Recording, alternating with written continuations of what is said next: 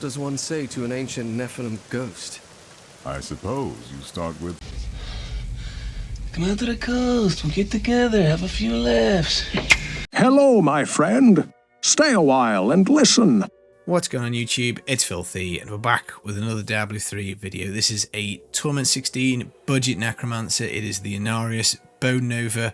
It absolutely wrecks. It is extremely budget. We're talking 650 Paragon points. We're talking a non-ancient weapon without a socket gift in it. We're talking legendary gem. Highest one is 71. It absolutely wrecks shop. You can put more damage in this if you're struggling. It just makes it a little less convenient to play. This is day one of the season. I'm missing stats all over the shop.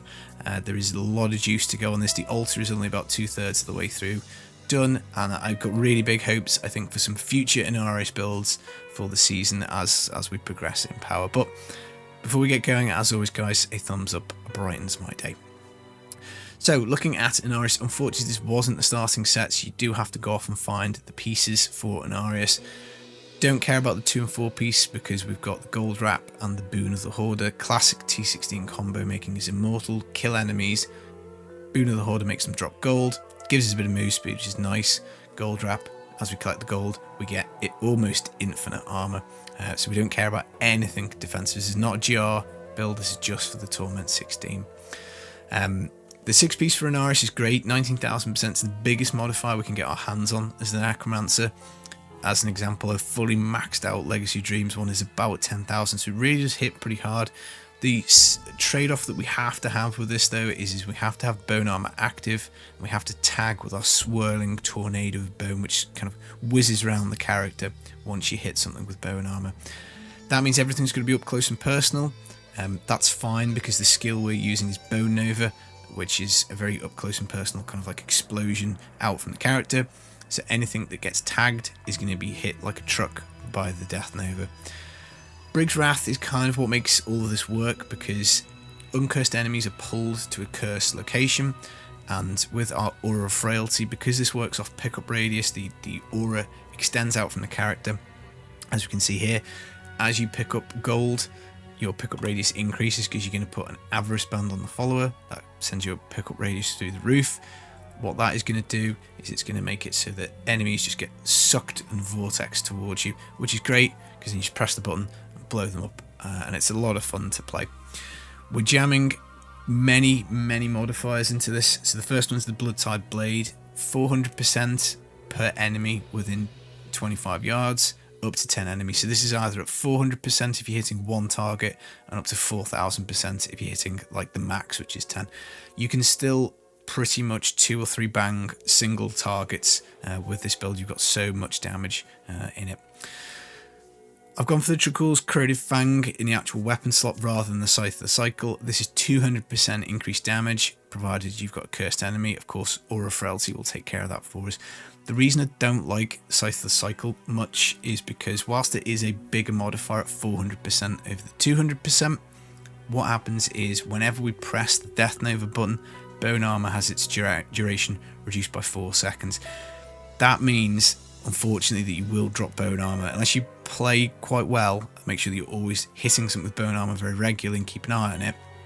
And unfortunately, you don't just lose the Scythe of the Cycle 400% bonus, you lose the whole 19,000% modifier. So when you don't have it, you don't really do any damage. Now, by all means, you can go Scythe of the Cycle. That's how I started off. That's why I've got a completely crappy, non-ancient Trikul's Corroded Fang, because I used my resources to upgrade my Scythe of the Cycle, and I found out this build hits so hard we don't even need it. But yeah, if you want some more damage, by all means go Scythe of the Cycle, but I like the Trikul's Corroded Fang. We've also got the Shadow Hook, so every point of max essence is more damage. We start off with, like, let's say as an example, about 300 essence. You pop it, it'll double it up to 600 with the Reservoir rune on it, so that would be about 300% increased damage from the Shadow Hook. This isn't the only option. You can do the rune on Simulacrum Blood and Bone, which gives 2 of the Simulacrums, kind of like a extra 50% worth of Nova. That's a consideration. I've just used the max essence from the Shadow Hook, so again, maybe you could go that way. We've got Crispins in for 100% increased damage on slowed enemies. Because we've got a Bane of the Trap doing an automatic slow, we just have this first part up all the time. To get the triple bonus to turn this 100 into 300%, all you need to do is whack something with bone armor and it'll get stunned, and that will count for the extra damage. Doesn't work on Juggernaut, but as I say, we've got enough raw hitting power to get through anyway. The Iron Rose carries a modifier for Death Nova. Forget the Siphon Blood portion. We've got no Siphon Blood. I think that's quite a clunky mechanic. Obviously, to go as high as possible, you would take Funerary Pick, and you would get another 300% modifier, and you would Siphon Blood and get automatic Novas. But I like pressing the button because it's super fun. It feels very satisfying to kind of boom, blow stuff up. And we can still get the majority of this second part of it. So Death Nova increases its damage up to 50%, stacking 10 times to 500%. As we lose life, that modifier goes up. So the Simulacrum's 25% health cost, it drains life. As we teleport, we can get this figure up as well. Now, it's most of the time not at 10 stacks, but we don't need it to be. We've got enough damage, but again, it's a little bit kind of up and down that, but we may as well take this as an offhand because it does add quite a bit of juice.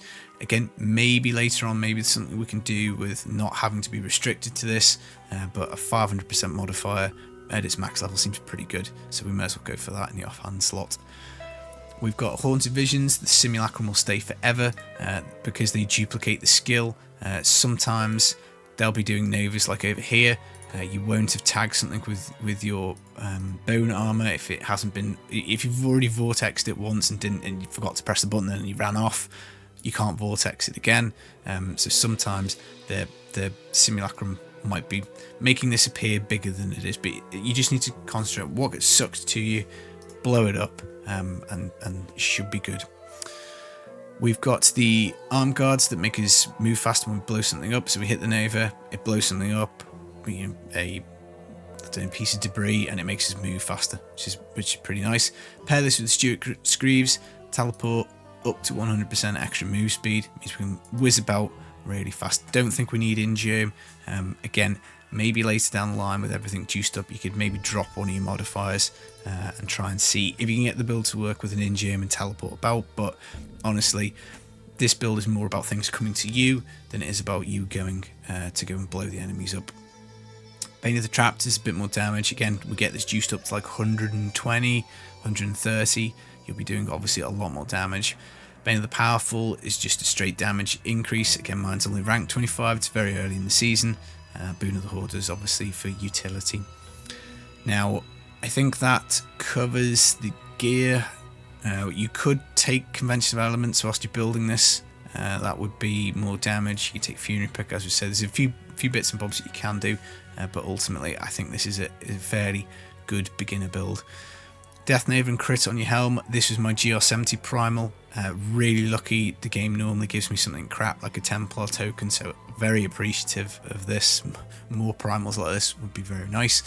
Haunted Visions can be a bit tricky to get sometimes. I've had a lot of these. I normally can't get this for love nor money. I've had a bunch of them. Follower, all you need is the token of invulnerability. You need the Nemesis braces to activate the pylons to get the extra elites. You need the Flavour of Time for the pylons to last, and then you need the Abrish Band, and that's it. And Canes, obviously, for the extra keys. It seems to make sense with the Torment 16 build. In terms of stats, all this stuff is non-ancient. None of it is augmented. Obviously, the helmet is particularly nice.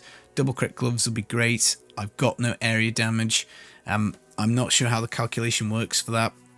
Whether it takes the number once you've tagged and got the 19,000% damage, it then does the damage of the Nova. Does it then apply the area damage out to things that haven't been tagged? I guess it does. I don't have any area damage. I would not be adverse to having it as a stat. I think it potentially probably adds quite a bit to the build. You want Death Nova and crit on your offhand and the high damage roll, so try and get an ancient one, obviously. Death Nova on your boots is pretty good. Physical braces, physical double crit amulet. Again, that's going to take quite some time to get a nice one on the season. So, a bit of main stat early on is not too bad. You could try Guardians. That's something I haven't tried because I want the move speed and the invulnerability. But again, we have worked the Rogue in anyway, so they would fit kind of naturally in these two slots here. Gold Wrap and the Arm Guards. That's probably going to be more of a GR kind of thing, I would have thought. You probably don't have enough toughness to go particularly far. Again, the Briggs would come off because you're not going to have that increased pickup radius from the average band, so you might well take a Unity or a Lornell Sunstone. So you might have enough toughness. I haven't tried it in GR yet. I will do it at some point. Now, this isn't going to be the only way to do Nova. You can do it on Tragouls with the Blood Nova. I think that'll probably be quite strong, but the modifier is a lot lower than Inarius. And I think ultimately Legacy of Dreams is where you're probably going to head for your final Torment 16 build, just because you open up all these slots, and that would be kind of nice for some more utility items. Now, interestingly, Lazymancer, because this Inarius set's been buffed so much, because we've got access to just those insane modifiers, I'm wondering if we could create a Lazymancer where the enemies get vortex to us and then we shred them with the swirling bone with like pain enhancer, gem of efficacious toxin, but bane of the traps, something like that. Whether that works or not, I don't know. We'd obviously have to do something about the blood tide blade, because that wouldn't be doing damage for us. But again, I'll have a look. Convention of Elements maybe in that slot might be a winner. Skills, I think we've covered everything here. Got the on-demand stun and bone armor. Devouring Aura, I haven't talked about this, I don't think. This and Dark Reaping are basically what get our essence back, because of course we have a spender. So my essence has gone down because I've just been randomly blamming the button whilst chatting. If you're going about the map and you're killing stuff, then you're going to get essence back from Dark Reaping. You're going to get essence back from Devour. And because the single target at a T16 level is just covered by all these modifiers, sometimes with Nova builds in the past, you could get yourself into the situation where you just couldn't kill the Rift Guardian if you weren't strong enough. That just isn't going to happen this season. You're going to absolutely nail stuff, so that's going to be fine. Blood Rush Metabolism for the health bleed. Simulacrum, I think we've talked about.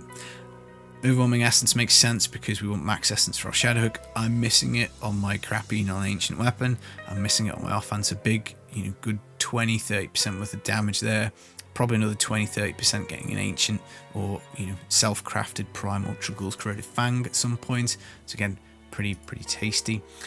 Fueled by Death makes sense. We're always consuming corpses with Devour, so we keep our move speed nice and high. And then Final Service. When you start the map off, sometimes you're just going to suck something to you and it's going to kill you because you don't have your bone armor up at the start, so you've got no damage reduction and you don't have any gold. So that's why this is here. You can take the cheat death on the follow. I'd recommend that. Double cheat death makes sense. You don't really need the resource from the follower, but by all means you could put it on, and it would help with essence, but honestly I think we're covered anyway. So that is the build, guys. A lot of fun to play. As I say, this is pretty cruddy starter gear here. I'm sure you can find better pieces than I can. You got a slight bit of fiddly bits with the Rogue and the Haunted Visions and the Crispins, but there's other options as you go, like convention elements and blah blah blah, as we say. I've been the Filthy Casual, guys. I hope you enjoyed this beginner Torment 16 Necromancer. I'll be back with some more videos just as soon as I can. Take it easy, guys. Peace.